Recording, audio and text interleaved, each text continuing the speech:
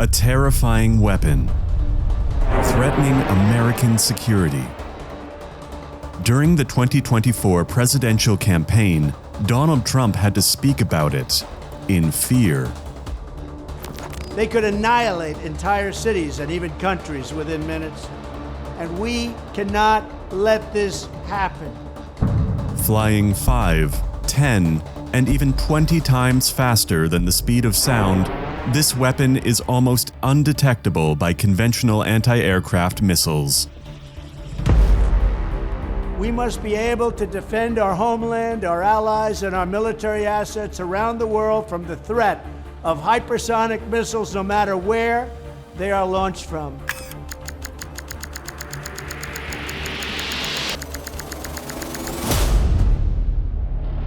And welcome to the world of hypersonic missiles, the nightmare of all the most advanced defensive weapons.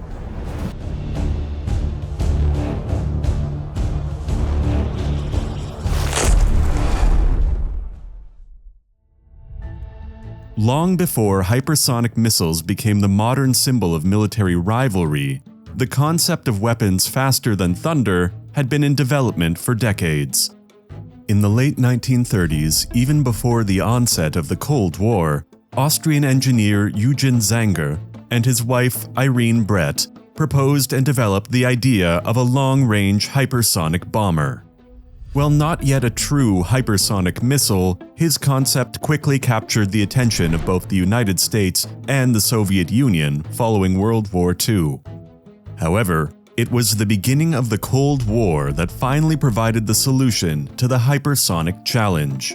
During the 1950s, the nuclear era compelled governments, most notably the US, to develop weapons with warheads capable of withstanding scorching heat during high-velocity atmospheric re-entry. A historic breakthrough emerged from the X-15 project, a collaborative effort between NASA, the US Air Force, and the US Navy. This initiative officially pushed humanity across the hypersonic threshold, reaching a staggering Mach 6, 6 times the speed of sound, in November 1961.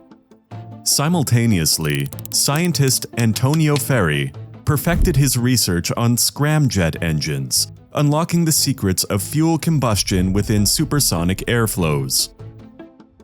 This achievement was hailed as an aerodynamic miracle, paving the way for hypersonic missile propulsion systems we see today. It took over 3 decades and the convergence of numerous scientific breakthroughs for hypersonic technology to finally become a reality. But how can an object maintain its structural integrity while hurtling at speeds at roughly 1 mile per second, or more than 3,700 miles per hour? While enduring friction temperatures of around 3,600 degrees Fahrenheit. These incredible figures demand sophisticated design, and surely the intricate structure hidden beneath the steel will leave us all in awe. Before exploring the intricate structure of hypersonic missiles, we must first clarify a fundamental concept: the Mach number. Simply put, Mach is a measure of speed based on comparison with the speed of sound. Mach 1 equals the speed of sound, about 761 miles per hour at sea level. Mach 5 means 5 times that speed, fast enough to cover nearly 1 mile in about 1 second. From that threshold onward, a weapon is classified as hypersonic. However, not all hypersonic missiles are the same. Today, they are generally divided into 2 main types. The first is the Hypersonic Glide Vehicle, or HGV. It is first pushed upward by a rocket, then separates and glides through the atmosphere towards its target. HGVs operate at altitudes of about 25 to 60 miles and are often regarded as more advanced than other hypersonic missile systems. The second is the Hypersonic Cruise Missile, or HCM. Operating at lower altitudes, around 12 to 19 miles, it also needs a booster for initial acceleration, But after that, it does not glide like an HGV. Instead, it continues driving itself forward with a scramjet engine. Beyond these two main branches, the modern battlefield has also seen the appearance of the aeroballistic missile. This type of missile is launched from an aircraft, follows a path similar to a ballistic missile, but still maneuver inside the atmosphere, and it can also exceed Mach 5. No matter the type, the journey for each hypersonic missile begins with the booster. For an HGV, the booster provides most of the energy for the glide. You can think of this process like throwing a javelin. If a javelin is meant to fly high and far, everything depends on the force of the initial throw. For an HCM, the booster is the essential first push that allows the scramjet to take over. NASA describes the scramjet as a supersonic combustion ramjet, an engine that burns fuel while the airflow inside it is still moving at supersonic speed. It is extremely powerful, but also extremely difficult to build, because it cannot start from a standstill. It only works after the missile has already been accelerated to a very high speed. But that incredible speed always brings with it an even more dangerous enemy: heat. At hypersonic velocity, the air around the missile is compressed and heated so violently that it creates what NASA calls the thermal barrier. To survive, the missile must have special heat-resistant materials to protect its structure and guidance system. Few projects prove this more clearly than NASA's X-43A. This vehicle once reached nearly Mach 10 at an altitude of about 110,000 feet, showing that scramjet-powered hypersonic flight is no longer just a hypothesis, but a physical reality. Hypersonic technology is gradually becoming the standard that redefines the global military landscape. Where does the world stand in this race to possess the ultimate weapon? The answer will surely not disappoint you. As humanity gradually mastered hypersonic technology, the deployment of hypersonic missiles to the battlefield became increasingly concrete.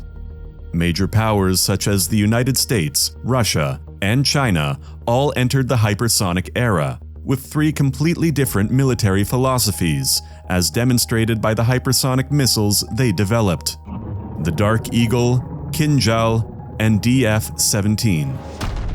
First, we must look at the United States and its commitment to deploying weapons to the battlefield quickly, clearly demonstrated by the Dark Eagle. Unlike experimental projects like the X-51A, the Dark Eagle is a true boost glide weapon. Its combat component is the Common Hypersonic Glide Body, or C-HGB, which uses a booster rocket motor to accelerate well beyond hypersonic speeds, then jettisons the expended rocket booster. It is launched by a two-stage booster with a diameter of 34.5 inches, then separates and continues its trajectory towards the target as a maneuvering glide body. In other words, the Dark Eagle doesn't rely on a scramjet engine. It relies on the immense energy of the initial launch, then transitions to a controlled glide phase at hypersonic speeds. According to the official US Army figures, the C-HGB can fly at speeds of Mach 5 or higher, classifying it as a hypersonic weapon. Russia, for its part, chose a different path, most notably with the Kinjal missile. Often categorized as a hypersonic weapon, it is more accurately described as an air-launched ballistic missile, ALBM, likely derived from the Iskander-M system. This means its construction is quite different from both scramjet-based cruise missiles and HGV glide vehicles. Its speed comes from a solid-fuel rocket engine, capable of carrying conventional or nuclear warheads with a payload of approximately 480 kilograms. The maximum speed this missile can achieve is around Mach 10, while its operational flexibility comes largely from the air-launched platform, especially the MiG-31K. In other words, the Russian design doesn't revolve around a new air-take engine or an overly advanced glide body. It revolves around combining rocket speed and the surprise advantage and reach of an air-launched platform.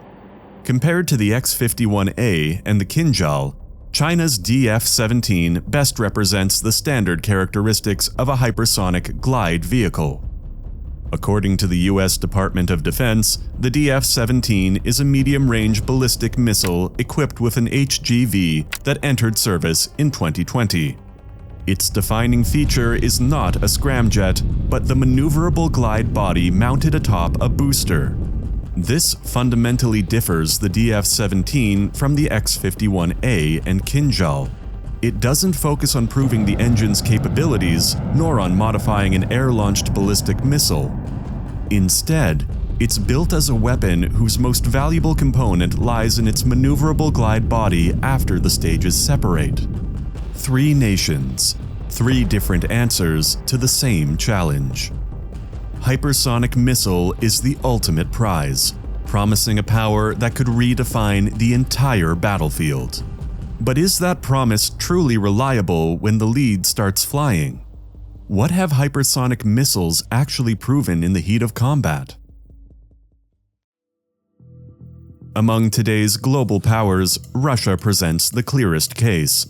The most prominent example is the Kinjal, which Russia deployed in an attack on March 19, 2022.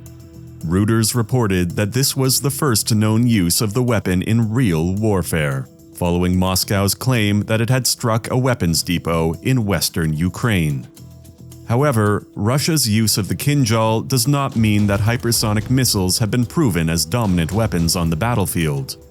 Their actual effectiveness remains a subject of debate, and specific casualty or damage data is often difficult to verify independently. By February 2024, Reuters further reported that a preliminary forensic analysis in Kiev concluded Russia had also used the Zircon, a hypersonic cruise missile, to attack the Ukrainian capital. This indicates that hypersonic weapons are no longer just isolated laboratory experiments, but are gradually emerging in real-world military operations. Iran has unveiled what it says is its first domestically made hypersonic ballistic missile. Besides Russia, Iran has also claimed to have used its self-developed Fatah series missiles. Nonetheless, this case should be viewed with more caution, as public evidence and the level of verification are not yet as clear as they are with Russia.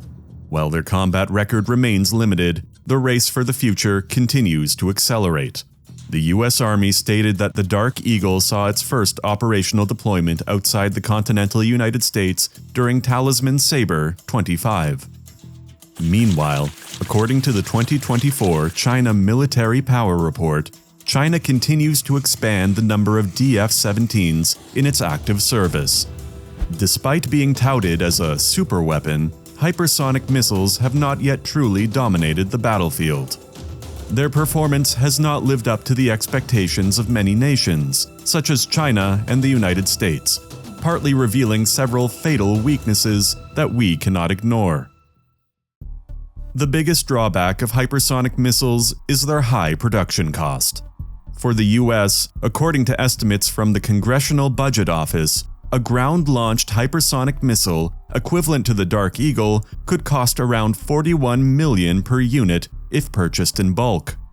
This is 10 to 30 times higher, depending on the type, than the approximately $1.4 million cost of a conventional JASSM-ER long-range missile.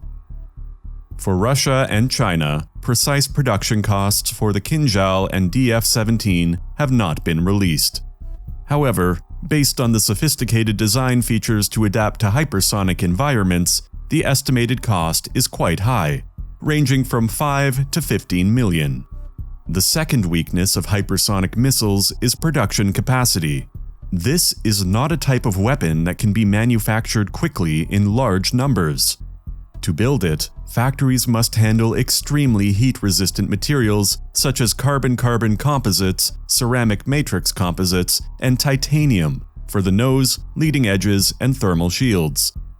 According to a U.S. hypersonic supply chain report, There are currently only 3 suppliers for the carbon-carbon material used in these systems, and many coatings still have to be applied by hand. In other words, even major powers are still struggling to secure the production process for a single hypersonic missile. The next issue is reliability. On paper, hypersonic missiles always look very powerful. But making such a complex system work perfectly in real-world conditions is far more difficult than proving the concept in a test. The United States has faced repeated setbacks during development, including a failed test in October 2021 when CBS reported that the booster rocket suffered a failure. Crucially, hypersonic does not equate to invincible.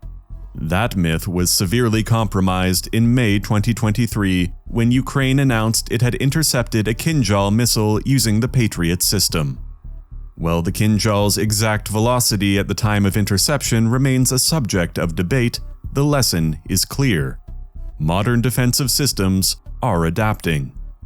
In conclusion, the weakness of hypersonic technology is not that it is useless, but that it is expensive, difficult to deploy, and still far from being invulnerable. It is not the final chapter of modern warfare, but rather the opening of a new phase, one that is more complex, more costly, and more relentless. Hypersonic missiles are only one part of the much bigger picture of modern warfare. In the end, no matter how hypersonic these weapons may be, we can only hope their sonic legacy is never one of death. When it comes to the most dangerous superweapons on Earth, we also have a video about the atomic bomb, the weapon that changed human history forever. If you want to explore more, watch that video to understand a destructive power that should never appear a second time in any war.